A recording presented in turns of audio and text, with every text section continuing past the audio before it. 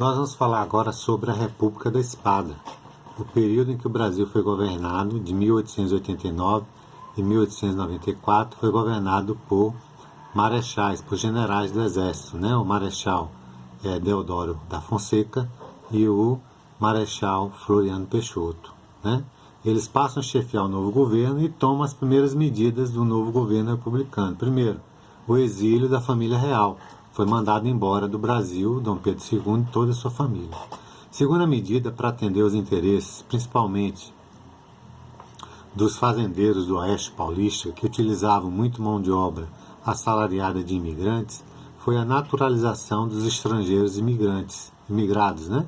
No caso, espanhóis, portugueses, italianos, quando chegavam ao Brasil, se tornavam cidadãos brasileiros. Isso era importante para atrair a mão de obra assalariada para as fazendas do Oeste Paulista.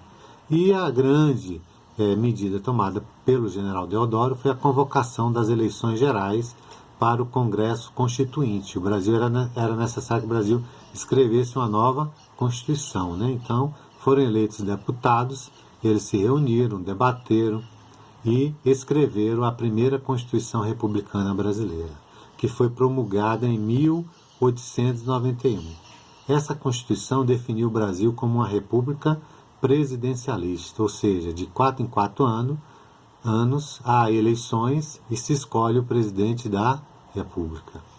O Marechal Deodoro da Fonseca foi o primeiro presidente eleito, porém, ele foi eleito indiretamente, ele foi eleito pelos deputados constituintes, não foi diretamente pelo povo. Por isso que a gente diz que foi uma eleição indireta, né? Devido ao momento de conflitos, né?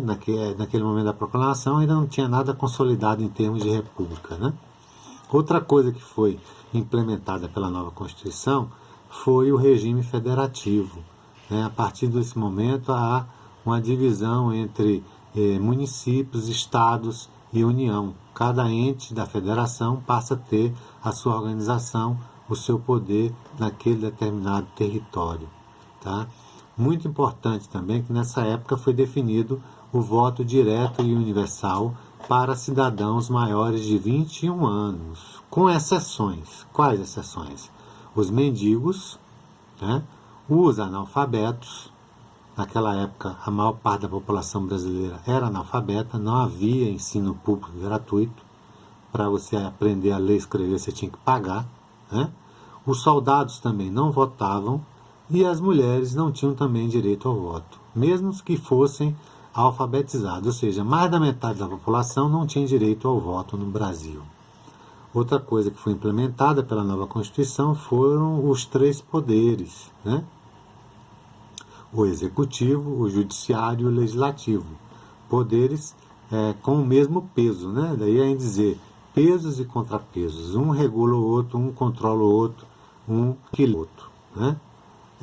O Estado foi separado da Igreja, até o final do Império, Estado e Igreja eram uma coisa só, né? A partir da República é separado. Você hoje, para registrar uma criança, um casamento, uma morte, uma propriedade, você tem que procurar o cartório, né? Que é a repartição do Estado para esse registro. Aqueles atos efetivados na Igreja não têm validade civil, né? A educação pública passou a ser laica, ou seja, educação pública, gratuita e laica, quer dizer laico, sem defesa de nenhuma religião, sem defesa de nenhuma fé. A nossa escola é uma escola laica, pública, gratuita e laica. Nenhum professor pode ficar defendendo a igreja A, B ou C, a fé A, B ou C. A gente trabalha ciência, né? A história, a geografia, ciências físicas, ciências biológicas, a matemática. É isso que a gente trabalha na nossa escola.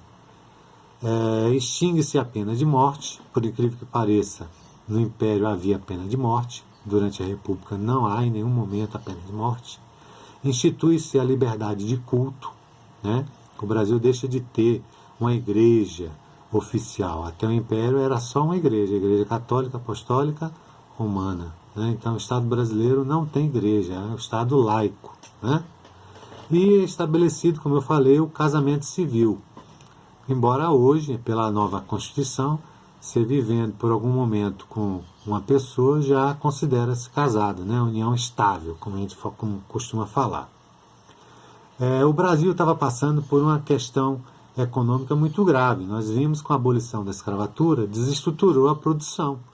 Vejam que os fazendeiros do Vale do Rio Paraíba do Sul, que dependiam muito da mão de obra escrava, de um dia para o outro não tinham mão de obra para colher o café, plantar o café, transportar o café, né? Além de ter o prejuízo de perder o valor de cada peça de escravo. Era chamado assim, né? Cada escravo tinha um valor, era chamado uma peça, né? Então eles perderam muito patrimônio. Sem esquecer o que os escravos perderam, né? Perderam muito mais, porque, embora tenham sido libertados, né, com a abolição da escravatura, não receberam terras para trabalhar, não receberam indenização do Estado nem dos fazendeiros, não receberam educação, não receberam nada do Estado, acarretando um prejuízo enorme até os dias de hoje, né? Os descendentes dos afrodescendentes, no caso. Nesse momento, foi escolhido como ministro da Economia um grande jurista chamado Rui Barbosa. E ele, com boas intenções, criou uma política econômica que recebeu o apelido de encilhamento. O que vem a ser essa política?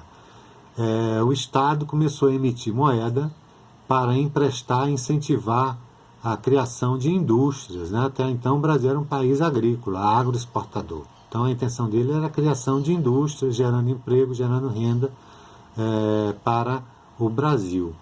Então emitia dinheiro, emprestava dinheiro para investir na indústria e também para ajudar os fazendeiros que estavam em dificuldades, né?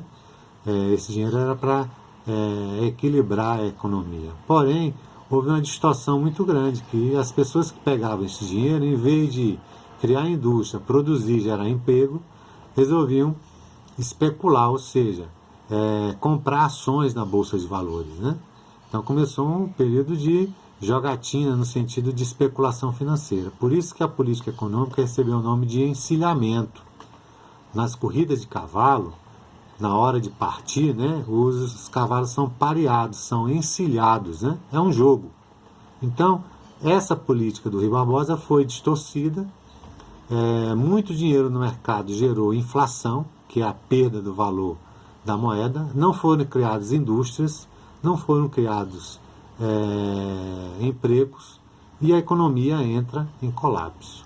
Nessa mesma época, o Marechal Deodoro da Fonseca, que era um general, tinha uma formação militar, onde a hierarquia é determinada, é obedecida, né?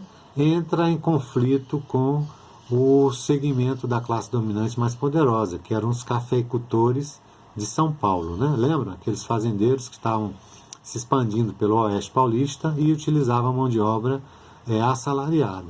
Então esse conflito levou à renúncia do Marechal Deodoro da Fonseca em 1891 e assumiu em seu lugar o vice-presidente, que também era o Marechal Floriano Peixoto, que era o vice-presidente. Esse marechal governou até o final do mandato, com pulso firme, conseguiu consolidar os poderes da República, acabou com todos os movimentos contrários à República e teve o apoio dos cafeicultores paulistas. Nesse momento nós acabamos de conversar sobre a República da Espada.